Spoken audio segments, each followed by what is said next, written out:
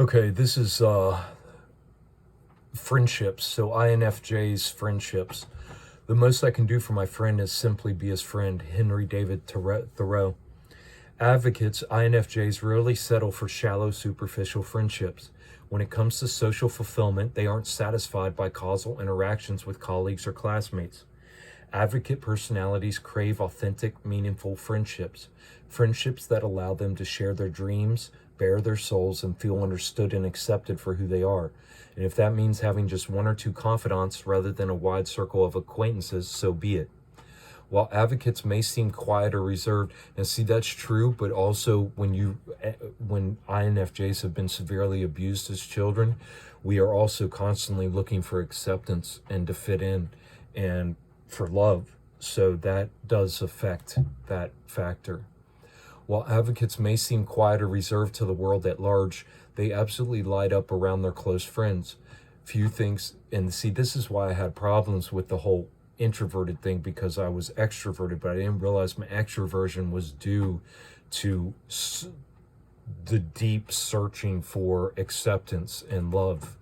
I didn't know that, but now I understand that I wasn't an extrovert. I'm an introvert, which is crazy which is absolutely mind blowing to anybody that knows me, because they would all swear I'm an extrovert.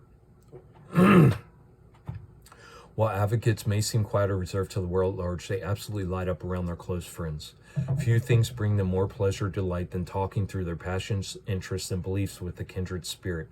People with this personality type enjoy the pleasure of their own company, but advocates still find it liberating to let their guard down and be completely and utterly themselves with a friend they can know and trust.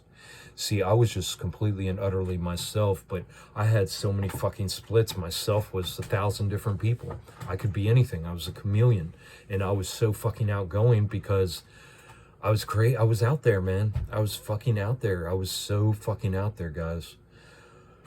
Searching for a heart of gold. Advocates are known for having great expectations, not just for themselves, but also for their friendships. High on this list of expectations is authenticity. If advocates have to be fake or tone themselves down to gain someone's approval, then that person probably isn't the best friend for them. And it's hard for people with this personality type to respect someone who won't be honest with them in return, let alone anyone who can't be honest with themselves. I have an extremely hard time with these people. That's why you see me on these videos like, guys, you gotta fucking be honest with yourselves, you know? Another expectation that advocates bring to their friendships is mutual support and growth. Having fun together is wonderful, but for these personalities, it isn't quite enough. Advocates want to surround themselves with friends who inspire them to learn and expand and improve themselves. Now, see, that's something that I wanted to keep at surface level, because I was so hurting, and so I didn't want anybody to know, what was going on, because I didn't even face what was going on with me. So, you know, all I was about was fun and laughing and having a good time. That's why I would drink, because I wanted to avoid all of these stressful situations and these bad things, because I realized nobody could have a decent conversation, and I had never faced my shit, so I was unable to put my abstract thoughts into words clear enough for people to understand what I was saying, so I just came out as fucking a lunatic. For them, the surest way for two friends to deepen their bond is by helping each other move forward on their respective life missions. Yes. And that's where I'm at right now, I feel, with this good friend of mine who's the only friend left from my childhood. In friendship, advocates aren't just searching for someone to spend time with. They want to find a soulmate, someone who resonates with their passions and their convictions. That is why I feel like I have the strongest network right now with my niece and my son living with me, because we have that connection that is so deep and so real and so true. I've never had that before. This is a tall order, and advocates may feel that it's difficult to meet the sort of friends they're seeking. Because their personality type is so rare, advocates may meet relatively few people who really remind them of themselves. Exactly. As a result, they may worry that they need to settle for less than fulfilling friendships or else accept being alone. Loyalty and authenticity. Fortunately, people with this personality type are more than capable of finding the types of friends they long to meet.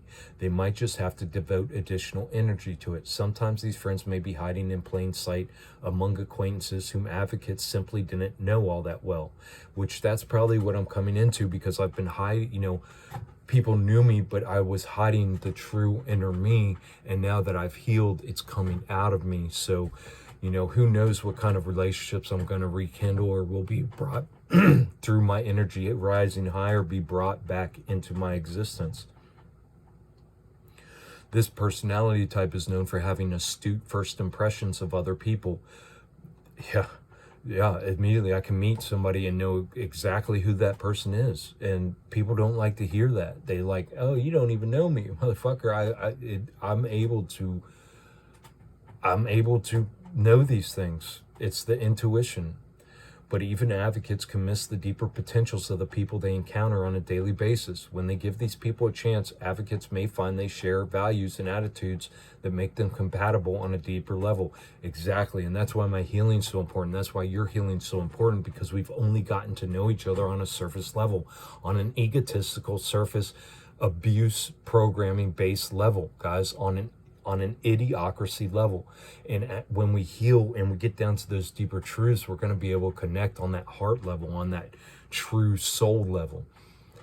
Once they do find genuine friendships, advocates make loyal, caring companions. At times, they may even be surprised by the fierceness of the loyalty and devotion they feel towards their friends. I've always had to hold that back, because it's got me in too many situations throughout my life, being extremely loyal and devoted to friends and doing whatever I had for them. I'd take a bullet for friends, you know what I mean? Without a doubt. Few situations in life bring out advocates' bravery and commitment quite like the opportunity to stand up for a friend who needs them. With their trademark warmth and enthusiasm, advocate personalities support their friends' efforts to grow and expand their lives. Ultimately, the only way to be counted among advocates' true friends is to be authentic, honest, and real. Over the years, advocates may end up with just a few true friendships rather than a wide circle of casual acquaintances. But as long as those friendships are built on a richness of mutual understanding, advocates wouldn't have it any other way. Yep. And start another